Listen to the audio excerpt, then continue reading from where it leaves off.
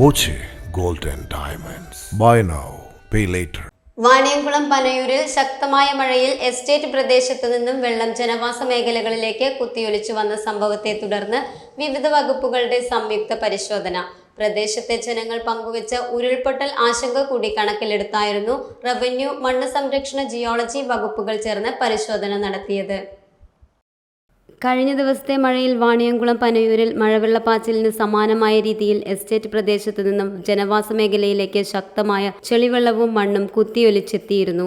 7 കുടുംബങ്ങൾ താമസിക്കുന്ന ഇളംകുളം ചോലപ്പള്ളിയാലിൽ പ്രദേശത്തെ വീടുകളിലേക്കാണ് ചെളിവെള്ളം കുത്തിയൊലിച്ചു വന്നത്. മുൻപെങ്ങും ഇല്ലാത്ത വിധത്തിൽ ശക്തമായ വെള്ളപ്പാച്ചിൽ കണ്ടതോടെ വീട്ടുകാർ അമ്പരന്നു.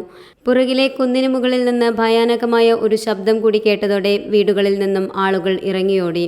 ഉരുൾപൊട്ടിയോ എന്ന ഭീതിയിലായിരുന്നു ഇവർ. ഒറ്റപ്പാലം തഹസിൽദാർ CM അബ്ദുൾ മജീദിന്റെ നേതൃത്വത്തിലുള്ള റവന്യൂ സംഘവും ഹസാഡ് അനലിസ്റ്റ് ലേഖ ചാക്കോയുടെ നേതൃത്വത്തിലുള്ള ദുരന്ത നിവാരണ അതോറിറ്റി പ്രതിനിധികളും ഒറ്റപ്പാലം മണ്ണ് സംരക്ഷണ ഓഫീസർ MV വിനോദിന്റെ നേതൃത്വത്തിലുള്ള സംഘവുമാണ് വിശദമായ പരിശോധന നടത്തിയത്. ശബ്ദം കേട്ടുവെന്ന് പറഞ്ഞ എസ്റ്റേറ്റിന്റെ മുകളിലേക്ക് കയറിയും പരിശോധന സംഘം സ്ഥലം നിരീക്ഷിച്ചു. സ്ഥലത്ത് മണ്ണിടിച്ചിലോ ഉരുൾപൊട്ടലോ മറ്റു അസ്വാഭാവികമായ പ്രതിഭാസങ്ങൾ ഒന്നും സംഭവിച്ചിട്ടില്ലെന്ന് സംഘം വിലയിരുത്തി. ഇന്നലെ ഉണ്ടായ വെള്ളം കുത്തിയൊലിച്ചിറങ്ങിയ സ്ഥലത്തുള്ള വിശദമായ പരിശോധന ജില്ലാ ജിയോളജിസ്റ്റ്, ജില്ലാ മണ്ണ് സംരക്ഷണ ഓഫീസർ, ഹസാഡ് അനലിസ്റ്റ് തുടങ്ങിയവർ സഹിതം സംയുക്ത പരിശോധന നടത്തുകയുണ്ടായി. അതിൽ നമുക്ക് മനസ്സിലാക്കാൻ കഴിയുന്നത് ഇന്നലെ ഒരു മണിക്കൂർ നേരത്തിലുണ്ടായ ശക്തമായ അതികഠിനമായ മഴയുടെ അളവിനനുസരിച്ച് വെള്ളം ഗതിമാറി ഒഴുകിയതിൻ്റെ അടിസ്ഥാനത്തിലാണ് ആ വീട്ടിലേക്ക് വെള്ളം പോയതായിട്ടാണ് മനസ്സിലാക്കാൻ കഴിയുന്നത്. പരിസര പ്രദേശങ്ങളിലോ മറ്റു ഭാഗങ്ങളിലൊന്നും മണ്ണിടിച്ചിലോ ഈ ഉരുൾപൊട്ടലിൻ്റെ സാധ്യത ഒന്നും തൊട്ടടുത്ത കുന്നിൻ ചെരുവിലെല്ലാം പരിശോധനത്തിൽ കാണാൻ കഴിഞ്ഞിട്ടില്ല. തീർച്ചയായിട്ടും അത് ഒരു മണ്ണിടിച്ചിലിൻ്റെയോ ഉരുൾപൊട്ടലിൻ്റെയോ സാധ്യത അല്ല എന്നാണ് മനസ്സിലാക്കാൻ കഴിഞ്ഞിട്ടുള്ളത്. മേഘവിസ്ഫോടനം നടന്നതായും മനസ്സിലാക്കാനായില്ലെന്ന് ഹസാഡ് അനലിസ്റ്റ് ലേഖ ചാക്കോ പ്രതികരിച്ചു. ക്ലൗഡ് ബസ്റ്റ് എന്ന് പറയുന്ന ഫെനോമിനൻ നമുക്ക് ഡിക്ലെയർ ചെയ്യണമെങ്കിൽ ഒരു റെയിൻ ഗേജ് അല്ലെങ്കിൽ AWS ഒരു മണിക്കൂറിനുള്ളിൽ 100 മില്ലിമീറ്റർ മഴ റെക്കോർഡ് ചെയ്തിട്ടുണ്ടോ എന്നുള്ളൊരു പ്രൂഫ് കിട്ടിയാൽ മാത്രമേ നമുക്ക് ക്ലൗഡ് ബസ്റ്റ് ആണെന്ന് പറയാൻ പറ്റുള്ളൂ.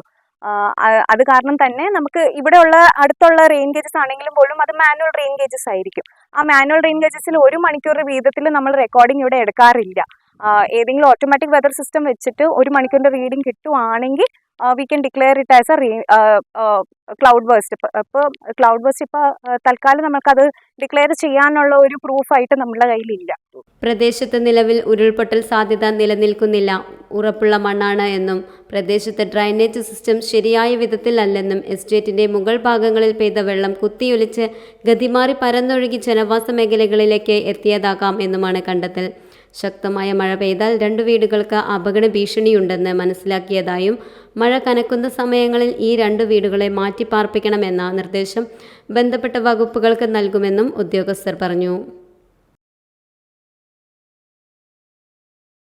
Time kids pre school, Mannannur road, Vaniyamkulam. Dot view news. കാഴ്ചകളാണ് ലോകം, കണ്ടു തുടങ്ങുക.